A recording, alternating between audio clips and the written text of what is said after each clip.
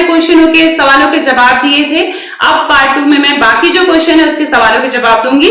सबसे पहले आप सभी को करवा चौथ व्रत की बहुत बहुत शुभकामनाएं। ये करवा चौथ हम सबके जीवन में अखंड सौभाग्य क्या लेकर आए, इसी की कामना करते हुए मैं वीडियो शुरू करती हूँ। इस वीडियो में मैं आपको बताऊंगी कि चौकी कब हटानी है, श्रृंगार का सामान का क्या करना है, जो फूल माला हमने चढ़ाया है उसका क्या करना है, फोटो का क्या करना है, विसर्जन हम कैसे करेंगे, संपूर्ण जानकारी जो प्रश्न है, किसे खाना है, किसे देना है, ये सारी जानकारी मैं इस वीडियो में दूंगी। सुहाग कैसे लेते हैं, बहुत से लोग ना सुहाग कैसे लेते हैं, तो ये सारी जानकारी मैं इस वीडियो में दूंगी। तो सबसे पहले हम बात करेंगे कि सुहाग कैसे लेना है। देखिए, अलग अलग जगह अलग अलग हमारी माताएं और बहनें हैं जो कि सुहाग लेती हैं। सुहाग लेने का तरीका ये होता है कि सबसे पहले हम गौरी माँ को या जो चौथ माता है उनको हम सुहाग चढ़ाते हैं, सिंदूर चढ़ाते हैं। सिंदूरा वही यूज करना है जो आपके शादी का सिंदूरा होता है, उसमें से 7 बार सुहाग चढ़ाना होता है। 7 बार माँ को सुहाग लगाना होता है, सिंदूर चढ़ाना होता है। बहुत से लोग 3 बार लगाते हैं, बहुत से लोग 5 बार लगाते हैं, आपके यहाँ जो प्रथा हो तो उतने बार हमें चढ़ाना होता है। उसके बाद हाथ धो के आप फिर से माँ से सिंदूर अपने मांग में लगाएंगे। फिर तीसरा 3 स्टेप में काम होता है। पहला सिंदूर लगाएंगे 5 या 7 बार, फिर वहां से उठा के अपने मांग में लगाएंगे 7 बार, फिर आपको हाथ धोना है। ऐसा माना तो सिंदूर लगाने के बाद हाथ जूठा हो जाता है तो हाथ जरूर धो लें। तीसरा स्टेप ये है, वापस से आप माँ को सुहाग देंगे, माँ को सिंदूर चढ़ाएंगे। तो इस 3 स्टेप में इस तरह से सुहाग लिया जाता है। तो इस तरह यह सुहाग लेने की प्रथा। सुहाग जरूर ले जब आप पूजा कर लेते हैं, करवा फेर लेते हैं। दूसरा क्वेश्चन है कि करवा कैसे फेरना है। करवा कैसे फेरेंगे, तो करवा फेरने के लिए मैं बता दूं कि दोनों करवों को लेके दाहिना करवा बाएं ओर और बाया करवा दाहिने ओर इस तरह से रखा जाता है। 7 बार फेरा जाता है। 7 बार हमें फेरना है करवा, तो 7 बार करवा फेरा जाता है। तो इस तरह से आप करवा फेरेंगे।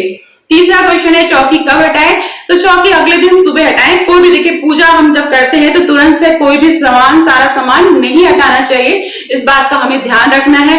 तो चौकी जो है वो हम अगले दिन सुबह हटाएंगे। जो भी सामान है, देखिए जो श्रृंगार का सामान है या जो बाया की थाली था, जो साड़ी कपड़े हमने चढ़ाए थे, वो हमको सास को या जेठानी को उठा के देना रहता है, उनसे आशीर्वाद लेना रहता है। बाकी जो प्रसाद है आपने करवे में जो भरा होता है वो पति को खिलाना होता है, घर के सभी सदस्यों को खिलाना होता है।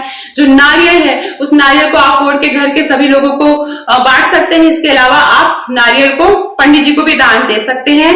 फूल माला उठा के किसी साफ सुथरी जगह आप रख दें या नदी में प्रवाहित कर दें। नदी में नहीं प्रवाहित करेंगे तो साफ सुथरे किसी गमले में या पार्क में आप जाके गड्ढा खोद के वहां पे आप डाल देंगे। फोटो जो है आप चाहे तो फोटो को अगले साल भी संभाल के रख लें। जो चलनी है उसको भी आप अगले साल संभाल के रख दें, उसको आप प्रयोग में ला सकते हैं, या फिर आप किसी को पंडित जी को जो आप सीधा निकालते हैं उसमें दान दे दें। तो इस तरह से सारी चीजें हमें वहां से हटानी रहती है। इसके अलावा जब आप सो के अगले दिन निकालना होता है, मतलब जो है पंडित जी को दान दक्षिणा बोलते हैं कि या किसी जरूरतमंद को आप दान दक्षिणा जरूर करें। तो सामान निकालना रहता है, एक दिन का खाना निकलता है वो दान देना रहता है। इसके अलावा जो आपने बहुत सारा सामान बनाया होगा व्रत में, वो सामान भी आप किसी को आप खिला सकते हैं, किसी जरूरतमंद को जरूर खिलाएं। तो इस तरह से हमें चौकी हटानी है।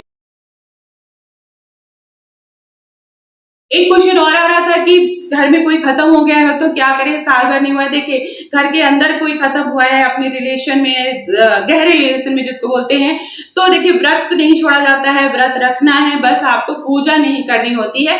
लेकिन अगर 13 दिन का अंदर है तो आप व्रत भी न रखें। 13 दिन के अंदर आप व्रत भी नहीं रखा जाता है। 13 दिन से ऊपर हो गए तो जो है आप व्रत रख लें, लेकिन साल भर तक कोई पूजा पाठ नहीं किया जाता है। तो इस बात का ध्यान रखना है।